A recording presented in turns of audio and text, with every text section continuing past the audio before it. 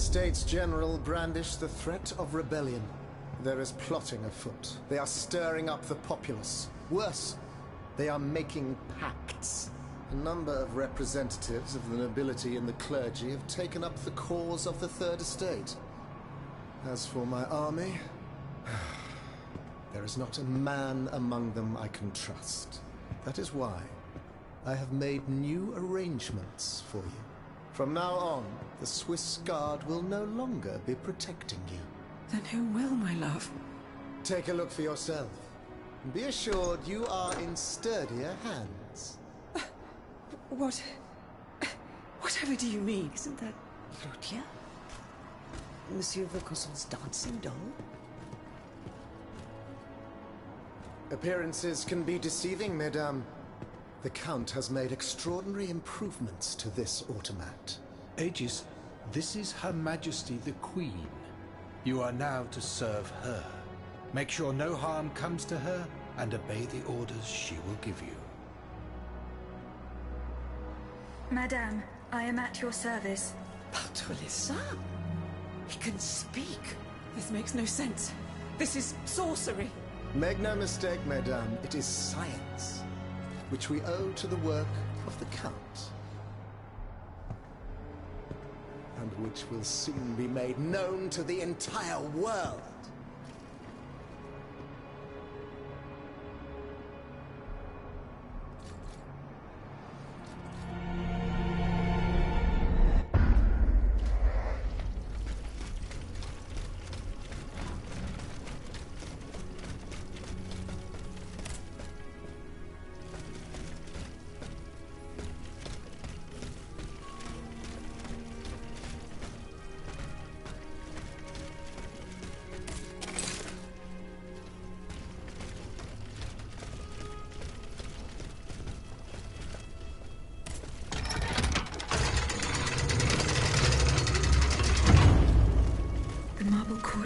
This way. Someone is expecting me. I can feel it. I must prepare for the worst.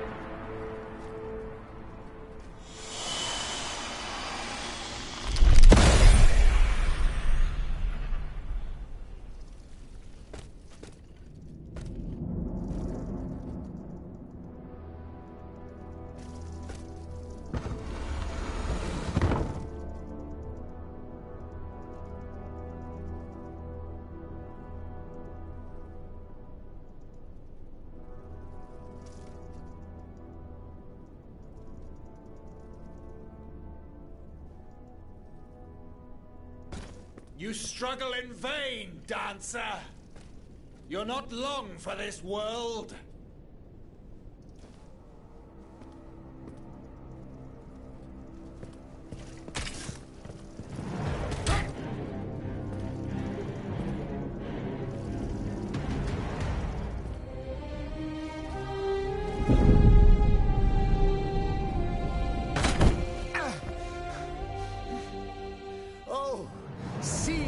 The Aegis turns against its master.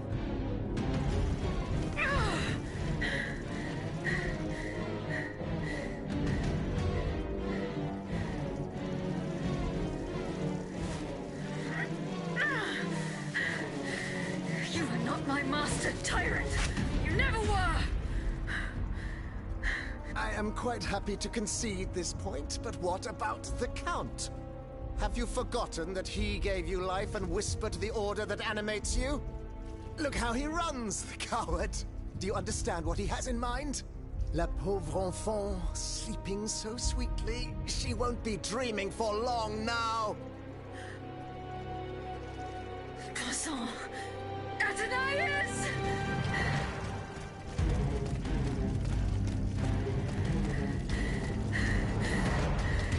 Don't move! The time has come to set you free, Aegis. This whore's soul has poisoned your cogs for too long. Adieu, sad puppet.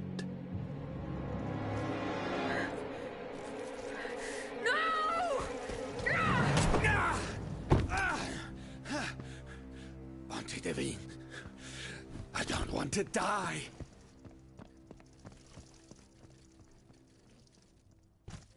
Athenais. The sun is rising, and you have slept for far too long. The beauty of this world longs for you, just as you long for its light. For you are like the flowers that open in the morning. I know you, mon ami. We loved each other. Vous en souvient-il? You gave me your heart.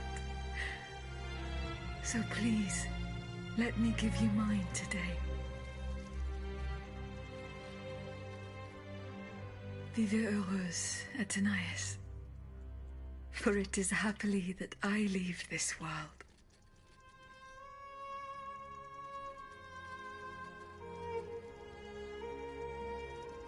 This way, monsieur.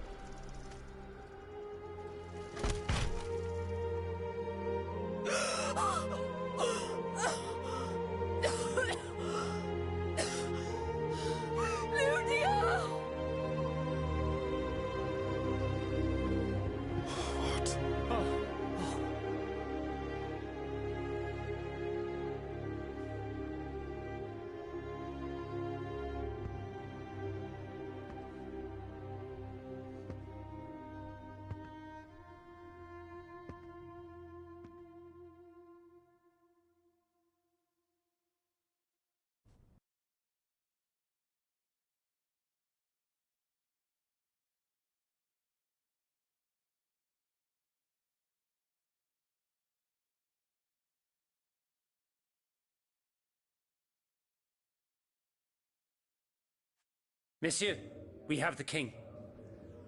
It is now up to us to wield his scepter. In this trying time, crucial decisions must be made without delay. First and foremost, we must take back Paris. And how do we do that, mon Dieu? There are automats everywhere, and they are constantly regenerated by their crimes. We have the king. Cagliostro has fled, but he is leaving a trail of blood. I doubt he will survive his injuries. As a result, the automats are left to their own devices, with no one to give them orders and no reinforcements. And since I'm sure that Parisians will no longer venture out into the streets, the machines will soon have no more souls to harvest.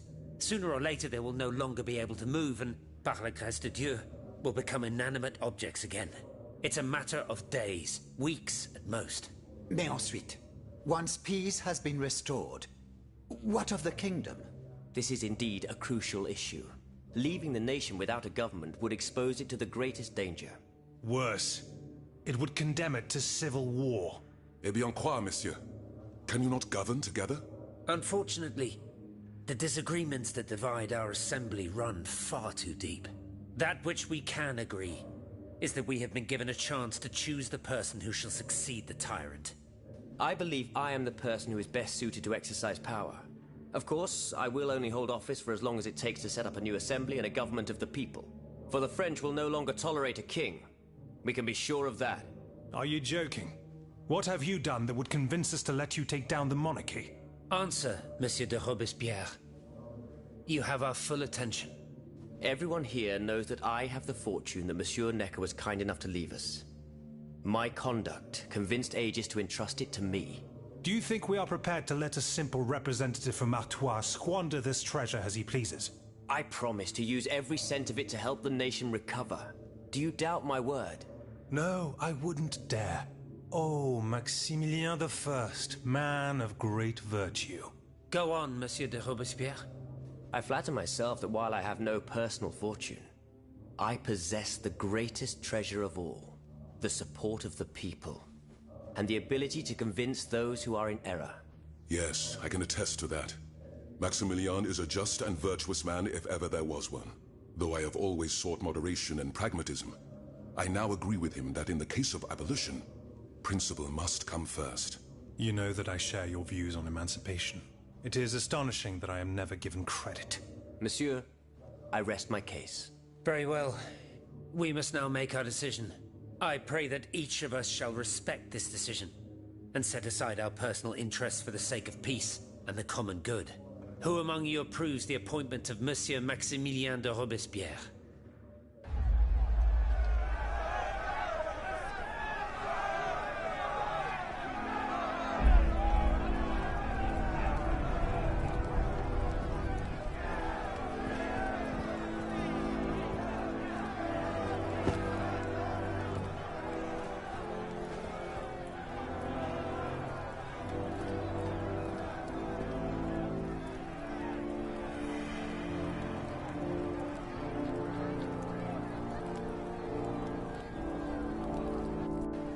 The National Convention welcomes Citoyen Robespierre, Consul of the Republic. Citoyen Louis de Bourbon, former King of France, in the name of the French people, in light of the innumerable crimes of which you have been found guilty, the members of the National Convention, meeting as an extraordinary court, have voted to sentence you to death. The sentence will be carried out on the hour. Now that justice has been done, the nation is ready to hear your last words.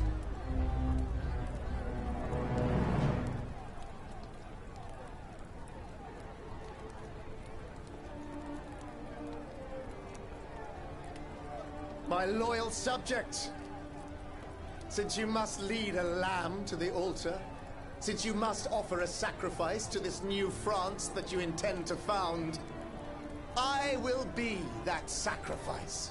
How dreadful this world is, where beauty is doomed to fade and flesh decays. I found no consolation in this world. I vainly thought I was giving our souls the gift of immortality beyond our mortal bodies. The Grim Reaper was my sworn enemy. Influenced by the most awful of men, I believed that the genius of machinery could overcome death itself. Alas, I have lost this fight, and am branded with the mark of murderer. Life, even more than the crown, was heavy for me to bear. I have suffered too long under the thumb of nature, which I despised. As a child, I saw my older brother die. I lost my father in the prime of his life, and then my mother, who was even younger. My beloved daughter did not live a year. As for my son, the first of my heirs, I unknowingly gave him to drink from a poisoned cup. I mourn the death of these poor souls daily. My death will not unite us, of this I am certain. For I in my misery, have lost the support of my faith. So, executioner, lay me down on this board, Vertu. I will sleep now. Sleep at last, and not to dream.